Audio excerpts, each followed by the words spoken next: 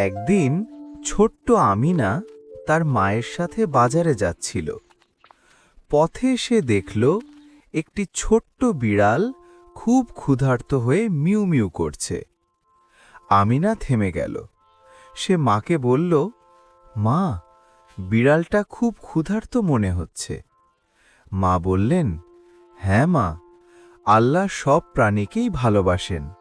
আমরা যদি তাদের প্রতি দয়া করি, আল্লাহও আমাদের উপর দয়া করেন। আমিনা তার টিফিনের রুটি থেকে একটু অংশ ভেঙে বিড়ালটিকে দিল। বিড়ালটি খেয়ে খুব খুশি হয়ে লেজ নাড়াতে লাগল। মা হাসতে হাসতে বললেন, দেখো আমিনা, তুমি আজ একটি ভালো কাজ করলে। আল্লাহ দয়ালু মানুষকে খুব ভালোবাসেন। আমিনা খুব খুশি হল। সে মনে মনে বলল, আমি সব সময় মানুষ আর প্রাণীর প্রতি দয়া করব। মা বললেন, মানুষ ও প্রাণীর প্রতি দয়া করা ইসলামের একটি বড় শিক্ষা।